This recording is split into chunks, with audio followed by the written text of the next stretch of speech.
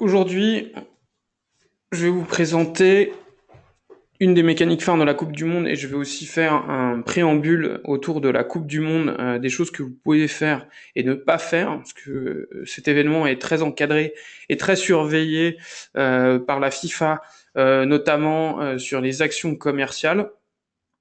Donc il faut faire être très vigilant par rapport à ça.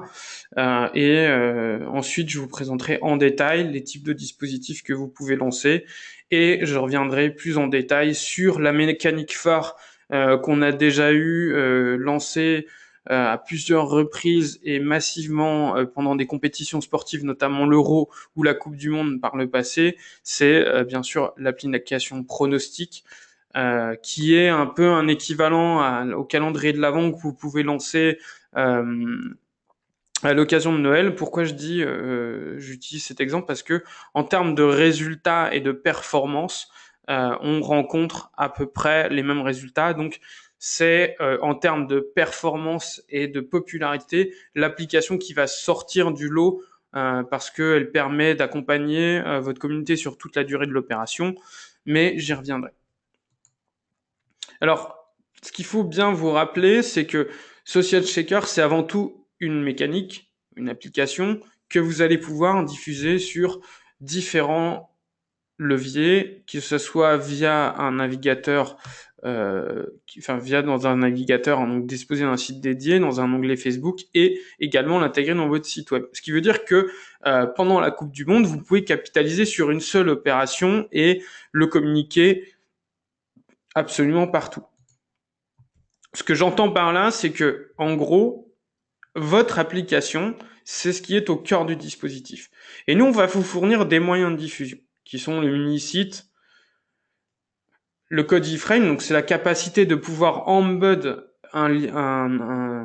l'application dans une page web, dans un CMS, chez des sites partenaires, c'est-à-dire qu'un code embed, vous pouvez le répliquer absolument sur autant de pages que vous le souhaitez, de la même application. Et ensuite, vous pouvez réaliser des modes de diffusion encore plus vastes, tout en reposant sur le même dispositif. C'est pour ça que ce qu'il faut que vous reteniez, c'est que en créant une opération pour la Coupe du Monde, vous pouvez en faire le centre du dispositif et communiquer absolument à toutes vos audiences l'opération. Et je vous ai donné un exemple, un schéma, qui résume toutes ces possibilités-là. Donc on va pouvoir avoir de l'affichage, des flyers en utilisant du QR code ou en communiquant l'URL. On va pouvoir utiliser des tablettes pour créer des bornes interactives dans des boutiques, dans des salons. La borne interactive aussi, qui est un simple réplica en fait d'un iPad mini par exemple, reprojeté sur une borne, que vous allez pouvoir diffuser dans un espace public, un salon, un stand. Vous allez pouvoir aussi utiliser le mini-site pour le développer sur tous les réseaux sociaux.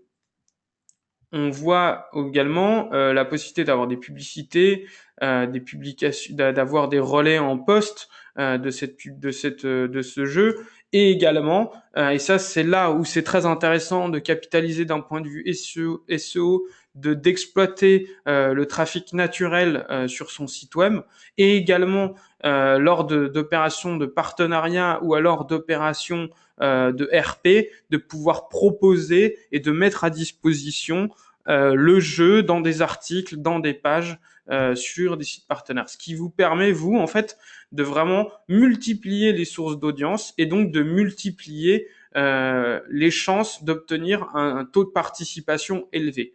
Ce qui est capital, en fait, sur des jeux comme le pronostic, par exemple, où vous devez, dès le départ, essayer de toucher un maximum d'utilisateurs. Parce qu'après, on va rentrer dans une logique de pronostic et de récurrence de participation.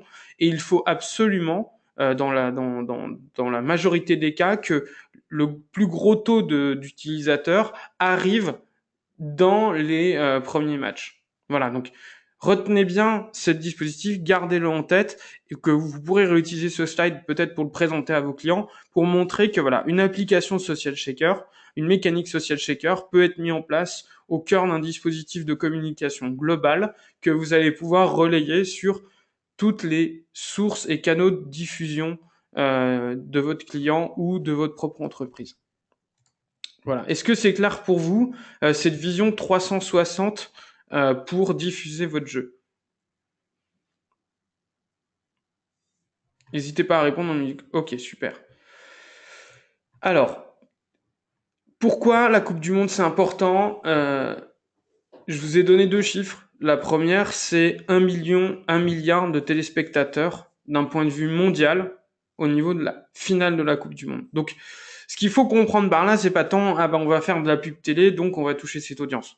Justement, c'est ce que la FIFA ne souhaite pas qu'on fasse, c'est exploiter la médiatisation de l'événement ou les téléspectateurs. C'est-à-dire qu'une marque qui n'est pas partenaire assimile sa marque à l'événement. Donc du coup, ce qu'il faut retenir en fait en termes de téléspectateurs, c'est la popularité, la médiatisation directe ou indirecte autour de l'événement.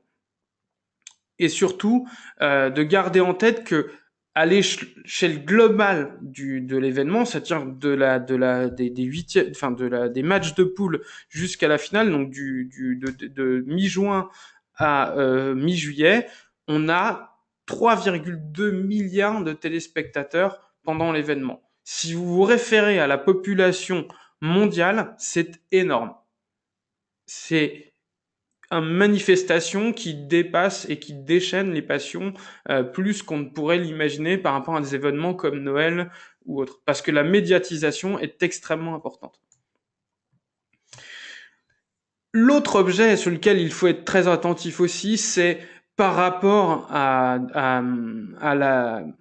la Coupe du Monde de 2014, et ce qu'on n'avait pas sur les précédentes Coupes du Monde, c'était la popularisation des échanges sur les réseaux sociaux.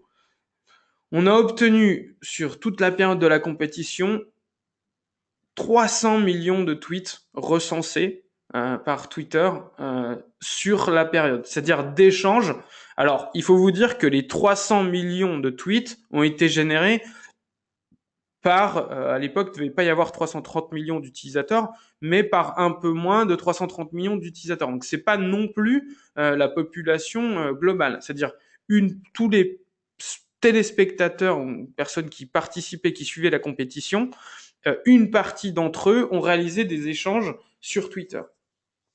Et d'après le use case qu'avait réalisé Facebook à l'époque sur la Coupe du Monde 2014, il y a eu plus de 3 milliards d'interactions générées pendant toute la durée de la compétition. Donc il y avait un engouement et des interactions, que ce soit entre les utilisateurs eux-mêmes ou que ce soit entre les marques et les fans finaux, plus de 3 milliards d'interactions. Donc on caractérise uniquement par post, like, donc like, à l'époque il n'y avait pas encore les interactions, et les commentaires. Donc gardez en tête que d'un point de vue des réseaux sociaux, tant que sur l'aspect audience en règle générale via les multiples canaux de diffusion, c'est un événement qui touche énormément de monde. Et surtout qui se viralise sur les réseaux sociaux. Parce que la FIFA ne contrôle pas à l'avance la viralité qui va être obtenue sur les réseaux sociaux. Et les meilleurs exemples qu'on avait à l'époque sur cette viralité, donc en 2014, c'était notamment les effets viraux qu'on a pu voir avec du New Jacking qu'avait fait Oreo pendant la finale du Super Bowl. Donc là, c'est les mêmes effets qui peuvent être produits, c'est les mêmes opportunités de viralité qui peuvent être créées. Donc, il faudra être imaginatif, il faudra être créatif et surtout réactif. C'est-à-dire que la capacité à pouvoir réagir après la fin d'un match ou le lendemain d'un match, notamment par exemple de l'équipe de France, va être bénéfique pour ceux qui sont préparés.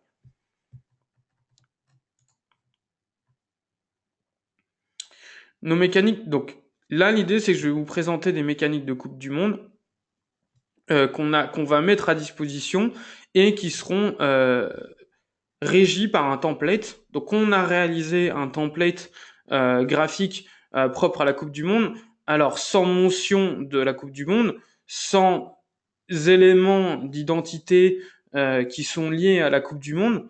J'entends des logos de la FIFA, des logos de la coupe, de la Coupe du Monde, la mention de la Coupe du Monde Russie 2018. Donc on est sur des templates qui rappellent l'univers graphique, mais qui ne sont pas des éléments graphiques de la campagne. Donc ça, c'est une charte qu'on mettra à disposition pour toutes les campagnes, qui seront activables en un clic et que vous pourrez retrouver dans un catalogue dédié qui présentera l'ensemble des mécaniques chartées pour l'événement de la Coupe du Monde, comme on a pu le faire pour d'autres temps forts.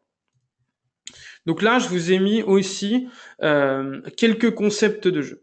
Parce que indépendamment des mécaniques que vous allez choisir, ce qui est très important, c'est de pouvoir créer un concept autour d'une application. Quand je vous dis un quiz, c'est ni point qu'une question avec des réponses. Ce qui va jouer et ce qui va vous permettre d'attirer votre audience, c'est le concept. Donc vous allez avoir, par exemple, sur tous les matchs de l'équipe de France, lancer un Find Choice photo pour dire, OK, votez pour l'homme du match.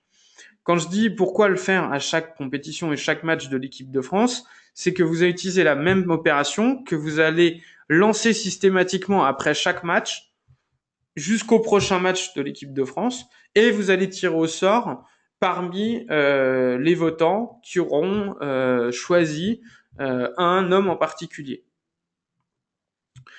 Vous pouvez jouer sous forme de pronostic, soit vous le faites à l'avant-match en précisant votez pour l'homme du match, et à la fin c'est un des joueurs de l'équipe de France ayant déclaré l'homme de match qui va remporter, et donc du coup c'est parmi les personnes qui auront voté pour cet homme du match qui seront tirés au sort. Soit vous le faites après match pour que vous refassiez un peu le vote et que ça soit en gros le vote du public.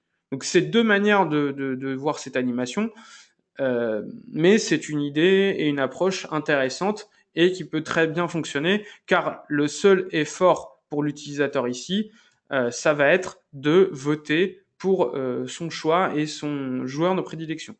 Après, on va voir l'application pronostic pour pronostiquer sur toute la durée de la compétition tous les matchs de l'équipe de France, à toutes les stades, jusqu'à ce qu'elle se qualifie au huitième, au quart et demi et finale, on l'espère.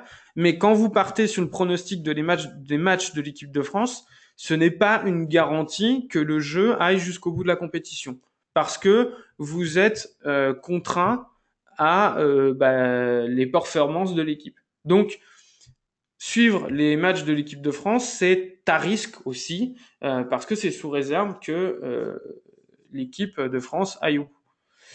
Voter pour la plus belle action de jeu en vidéo ou en GIF, ça c'est pareil, c'est le même concept que le Find Choice. Vous allez pouvoir récupérer sur les réseaux sociaux pas mal de GIFs, de vidéos qui auront été produites par des utilisateurs et que vous allez pouvoir réutiliser dans une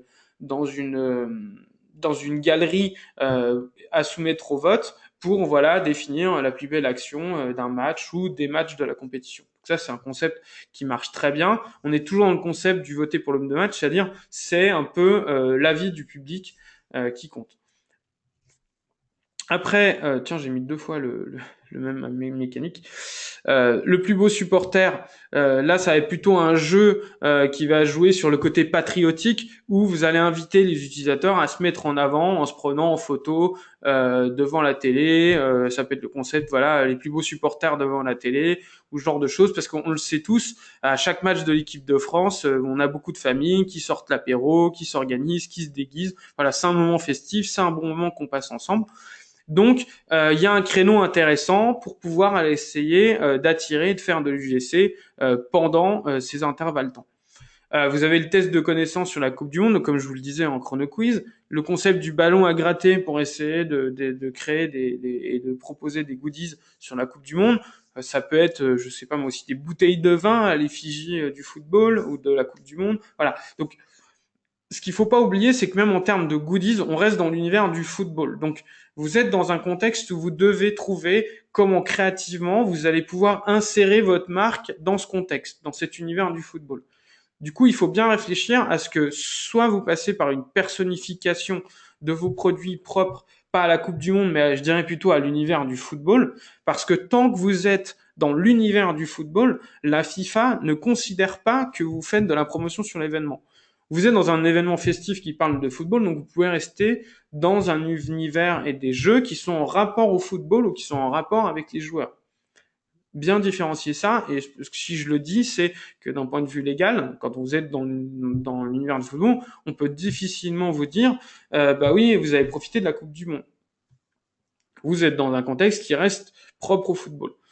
Quiz sur les joueurs de légende de la Coupe du Monde, reconstituer les paires de joueurs de l'équipe de France. Donc là, vous avez le concept du memory, mais avec la tête des joueurs.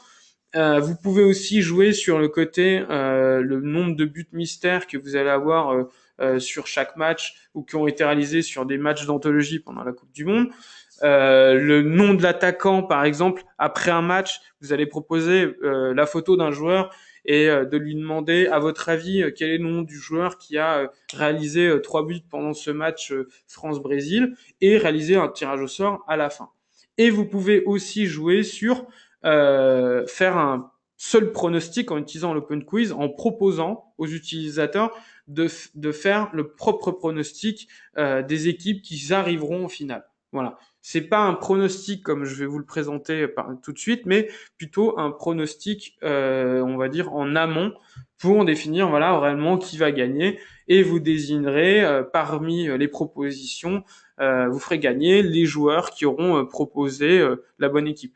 Sachant qu'il y a quand même 48 matchs en huitième, et que vous pouvez le faire à ce moment-là, la probabilité que un nombre important de joueurs gagne reste très faible. Donc vous pouvez partir par exemple sur un pronostic de l'équipe qui sera en finale, enfin du match, de la rencontre qui sera en finale. Vous pouvez avoir un taux de probabilité de gagnant qui reste faible. Donc vous pouvez par exemple dire, si vous faites le bon pronostic, vous gagnez un coupon, et ensuite pour tous ceux qui auront fait le pronostic de la bonne rencontre seront tirés au sort. Ça, c'est une possibilité. Alors, voter pour l'homme du match, c'est une mise en ligne photo des joueurs. Ouais, ça revient à ça. Après, ça peut être juste comment dire, des ombres chinoises des joueurs avec leur nom. Enfin, après, vous pouvez simplifier aussi l'approche. Donc, le pronostic, je vais vous faire une démo ici. Donc, je me trouve en fait ici sur la mécanique avec tous les matchs des phases de poule. C'est-à-dire que l'utilisateur va pouvoir retrouver dans l'ordre chronologique, c'est-à-dire des premiers matchs jusqu'au dernier, de tous les matchs de poule de l'ensemble des équipes de chaque poule, de A à X. Et pour chaque poule, l'utilisateur va pouvoir réaliser son pronostic. Donc ces pronostics qui sont de deux types. Soit ça sera des pronostics réalisés au goal average, c'est-à-dire 3 contre 1, 2 contre 1, 0-0 pour le match nul. Soit donc c'est soit toute votre opération est sur des pronostics au goal average, soit toute votre opération est sur des pronostics au qui est gagnant, qui est perdant ou match nul.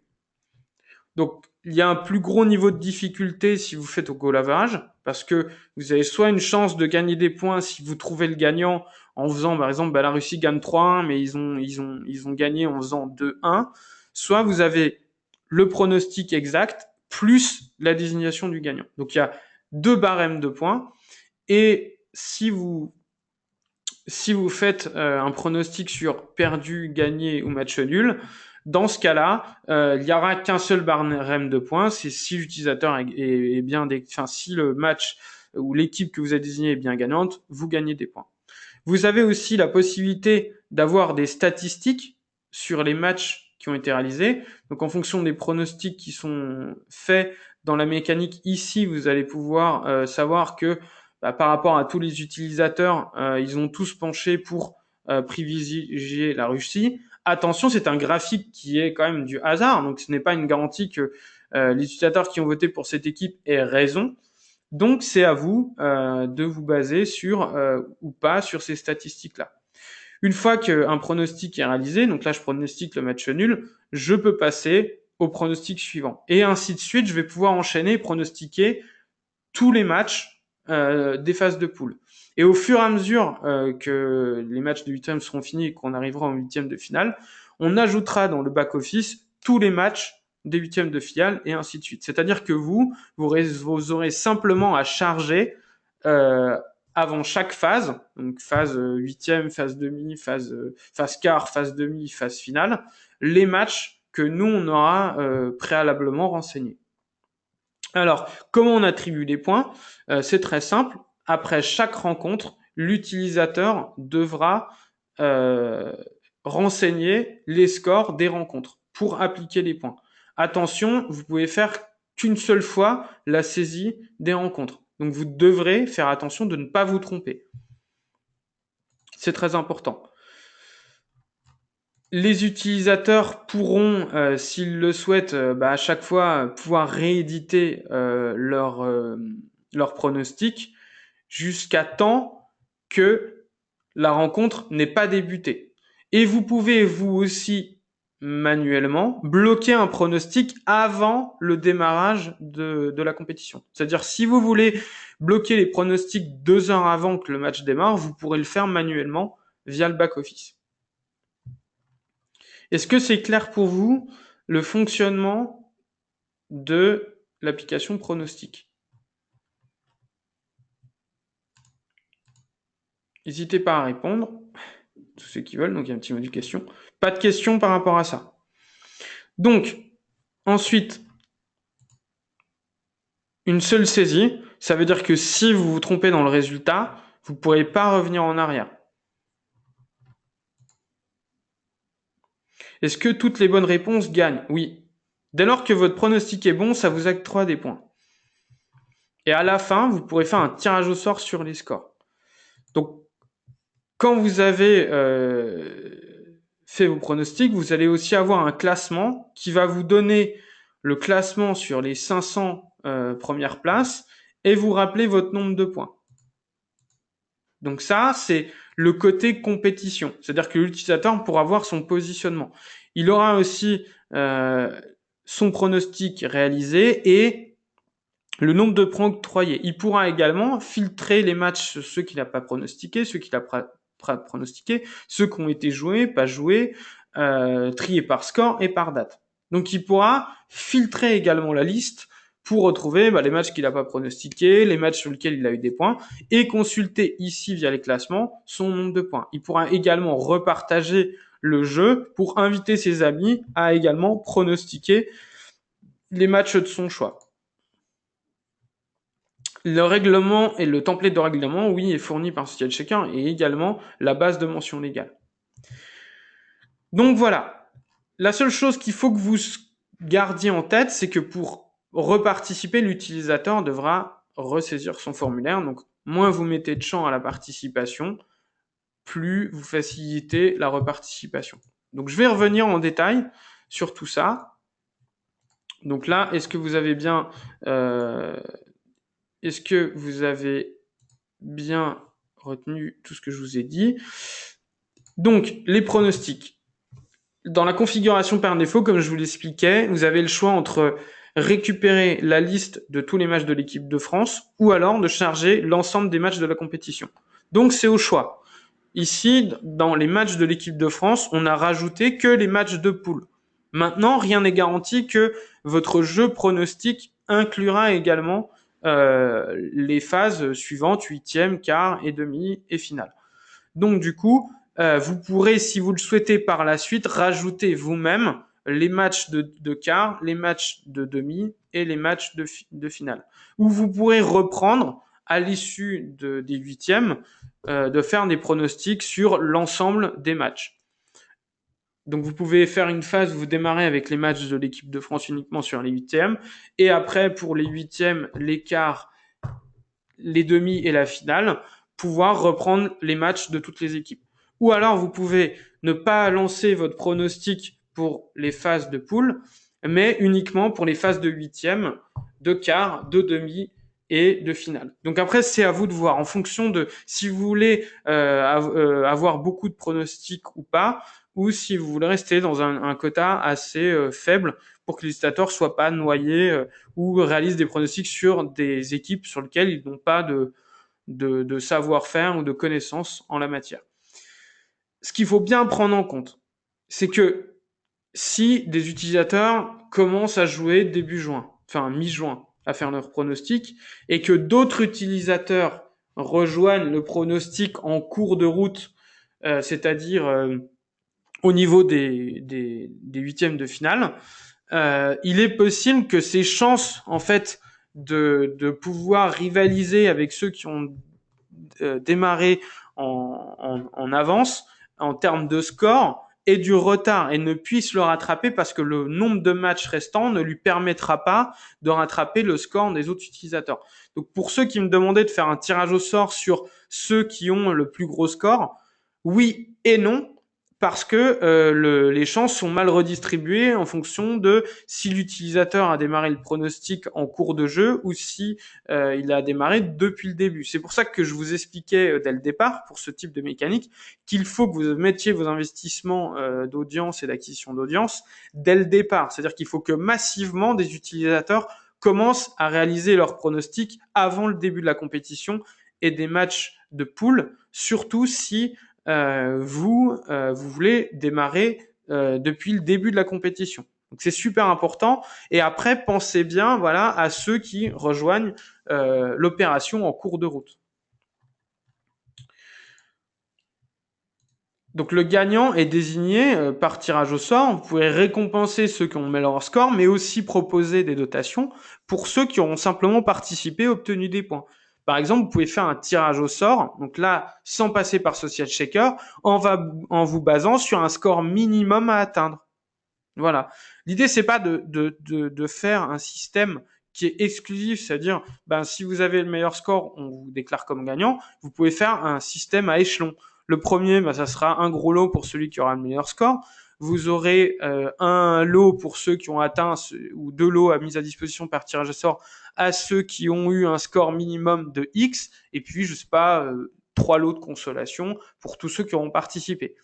L'idée, c'est mieux de faire un système à échelon pour la simple et bonne raison que vous allez récompenser et garder impliqué l'ensemble des utilisateurs qui sont intéressés par le jeu. Parce que chacun à son niveau, celui qui va rejoindre en cours de route, celui qui a démarré depuis le début et celui qui vient juste pour participer, d'être impliqué à continuer à jouer. Si vous restez sur simplement vous êtes le meilleur et vous allez gagner, dans ce cas-là, vous allez perdre des utilisateurs en chemin parce que ceux qui à 5 matchs restants voient qu'ils ne pourront pas atteindre les premiers seront démotivés et ne chercheront pas à continuer de revenir sur l'opération. Il faut bien comprendre que ce qui est important aussi, c'est d'entretenir la récurrence de participation.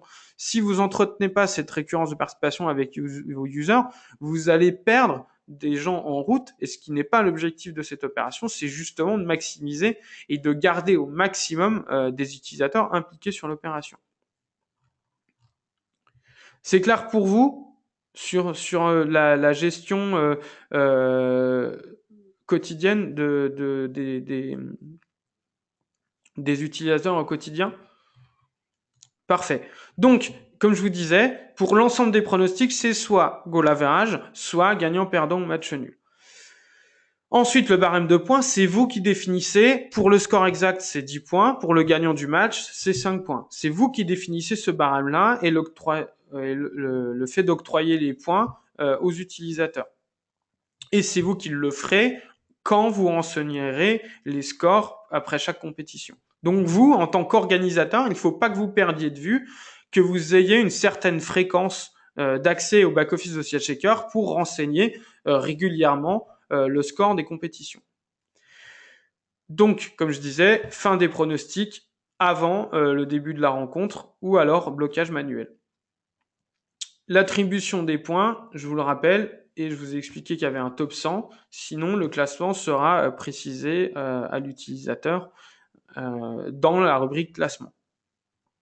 Alors, là, je vous demande d'être attentif au niveau du formulaire. Il faut activer les connecteurs type Facebook, LinkedIn et Google+. Pourquoi? Parce que en se pré-inscrivant, en utilisant ces connecteurs, ça va faciliter le pré-remplissage du formulaire en cours de jeu. Je vous le rappelle, on est sur La reparticipation implique de revalider le formulaire avec les mêmes données. Donc, en utilisant les connecteurs, il facilite le pré-remplissage des champs. Pareil, de la même manière, réduisez le nombre de champs que vous souhaitez collecter. L'idée, c'est que vous êtes, même si le pronostic peut se présenter comme une mécanique de collecte de données, il faut pas perdre le côté branding et engagement qui, à mon sens, est quand même un vecteur important. C'est donc intéressant de ne pas trop demander d'informations pour permettre à l'utilisateur de pouvoir faciliter sa saisie. Quand je dis autoriser les pseudonymes, c'est que dans les classements, vous pouvez, si vous le voulez, au lieu que l'utilisateur utilise son prénom en propre, qu'il puisse renseigner un pseudonyme, sachant que le prénom est affiché dans le score avec la première lettre du nom de famille. Donc ça, c'est basé sur les données du formulaire. Et enfin, et ça c'est très important parce qu'on sera en juin, donc du coup la loi de RGPD sera passée, c'est-à-dire la loi de mise en conformité des données et les nouveaux droits des utilisateurs. Donc ce qu'il faut comprendre là-dedans, c'est que vous devrez, pour chaque opt-in que vous voulez collecter, préciser que l'opt-in sera pour un email et que l'objet de cet opt-in sera pour des offres commerciales propres à un service financier. Donc vous devrez être extrêmement précis sur les opt-in, c'est-à-dire les types de données que vous allez renvoyer à l'utilisateur, le type d'éléments. Donc si c'est de l'opt-in pour le mobile, c'est pas le même opt-in qui va prendre en compte. C'est-à-dire par exemple, par le passé, vous aviez tendance d'avoir un seul opt-in pour derrière contacter les utilisateurs via SMS, via email ou via ISA. Alors qu'ici, vous allez devoir avoir un opt-in pour chaque cas et mode de diffusion. Donc ça, c'est super important. C'est ce que vous devez respecter. Si vous ne respectez pas ce genre de pratique, vous n'avez pas en droit de contacter l'utilisateur et l'utilisateur sera en droit de révoquer l'envoi de cet email et d'ouvrir un litige par rapport à ça. Donc, c'est des règles et nous, on vous fournira également des exemples d'opt-in à formuler pour être compliant. Et on rajoutera également dans nos exports la date à laquelle l'utilisateur s'est opt-in pour chacune des cases à cocher. C'est clair pour vous cette partie RGPD? Ce nouveau traitement des opt-in? Ok. Donc nous, on vous fournira techniquement la solution et comment dire et les blocs de formulaire à renseigner proprement et les données à pas demander, mais vous devrez bien respecter ces choses-là. Voilà. Donc nous, on sera également RGP compliant, c'est-à-dire qu'on se respectera les règles, on aura une charte spécifique liée au traitement des données. Donc du coup, nous serons en conformité avec la RGPD au moment de lancement des apps. Et on aura aussi fait évoluer notre plateforme pour vous permettre à vous également, sur l'ensemble des jeux, d'avoir des champs de formulaire adaptés pour la RGPD. Petite information pour ceux qui comptent lancer un pronostic, vous pourrez profiter d'une mise à jour automatique des scores sur toute la durée de l'opération par Social Checker. La seule contrainte que vous aurez pour ça, c'est de nous signaler la volonté qu'on le fasse et ça sera une prestation spécifique en plus des frais liés à l'opération. Et tous les jours, nous renseignerons automatiquement pour l'ensemble des pronostics que vous aurez programmés, les résultats pour chaque match. Donc, ce sera possible uniquement si vous gardez les matchs de l'équipe de France ou alors tous les matchs de la compétition. Si vous faites vous-même vos pronostics, nous ne pourrons pas alimenter automatiquement ces pronostics-là. Donc, il faudra forcément que ça soit les pronostics que nous, on aura pré-générés par défaut en back-office. Voilà. Donc ça, c'est pour vous éviter, d'avoir à tous les jours ressaisir le score manuellement pour chacune des compétitions. Ici, ça sera transparent. Chaque jour, quand les utilisateurs se rendront sur l'application, il y aura une saisie automatique des scores. J'en viens aux règles de la FIFA pour ceux qui sont intéressés. Donc, les activités marketing peuvent être de nature directe ou indirecte. Une association directe est établie lorsqu'une marque tente de s'associer directement à l'événement, que ce soit au moyen de la publicité ou de promotion tels que des billets gratuits, l'utilisation de l'appellation du tournoi, etc. Donc c'est pour ce que je vous disais tout à l'heure.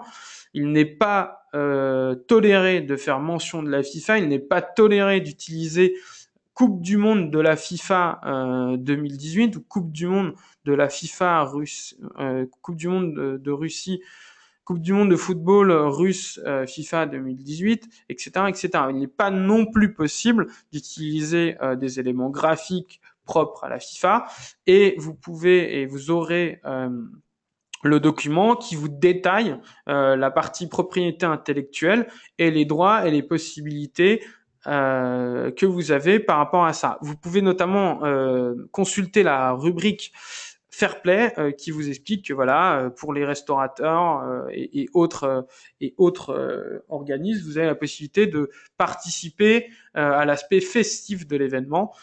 Donc voilà, vous avez la possibilité d'avoir un cadre de ce que tolère la FIFA. Bien sûr, il y a un cas de jurisprudence.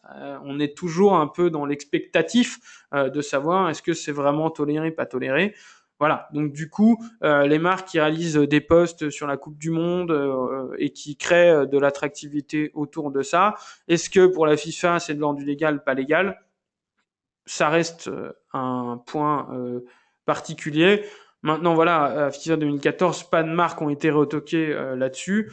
Donc, pour l'instant, on peut en déduire que la FIFA laisse faire. Maintenant, voilà, on n'est pas un organe légal, hein, Social Checker.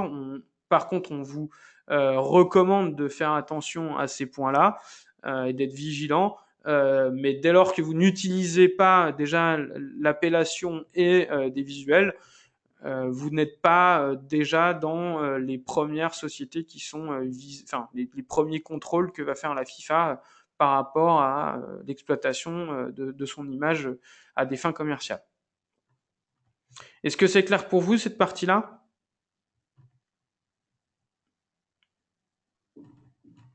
Parfait. Alors, le déroulement du jeu, ce que je vous disais pour l'ensemble de vos opérations, vous avez des phases de jeu progressives du mois de juin, donc mi-juin jusqu'à mi-juillet. Et ce qu'il faut bien que vous preniez en compte, c'est que l'attractivité et la médiatisation va aller crescendo. C'est-à-dire que le type d'utilisateur qui va se greffer petit à petit aux différents matchs va évoluer progressivement, et donc l'audience va grandir aussi progressivement. Donc stratégiquement, vous avez le choix entre le démarrer tout au début ou alors de lancer une opération plutôt au niveau, par exemple, des quarts ou des demi-finales. Donc ça, c'est à vous de stratégiquement choisir à quel moment vous voudriez lancer votre opération. Ensuite, pour la promotion du jeu, parce qu'au-delà de définir la date de lancement, d'en choisir le concept, ce qui est super important, c'est de trouver comment régulièrement relancer votre opération. Et dans ce cas-là, vous allez pouvoir jouer en même temps sur les réactions à chaud vis-à-vis des derniers matchs de l'équipe de France, des derniers matchs de certaines équipes, ou alors de certains déboires médiatiques qui apparaîtront, je pense, au cours de la compétition, et d'en profiter, d'utiliser ce ton de l'humour et un peu affectif autour de la compétition pour également rappeler, n'oubliez pas, prochain match de France, etc., à pronostiquer pour notre grand jeu de football. Donc, utiliser un mix entre ces effets newsjacking pour ne pas tomber dans la fatigue et la redondance du toujours le même visuel, et privilégier plutôt ce genre de petit contenu un peu frais pour relancer votre jeu et ne pas surcharger votre communauté, voilà, tout en gardant ce côté un peu reminder. Voilà. Donc sachez qu'aussi pendant toute la Coupe du Monde et même avant, on a à votre disposition pour échanger avec vous. Vous avez un petit live chat qui est disponible de 9h30 à 19h et sur lequel on peut vous permettre de vous aiguiller, vous conseiller pour le paramétrage de votre jeu, etc., etc. Donc c'est vraiment pour vous et gratuit qu'on le fait et ça vous permet justement de partir dans le bon sens et de faire les bons choix par rapport à votre secteur d'activité.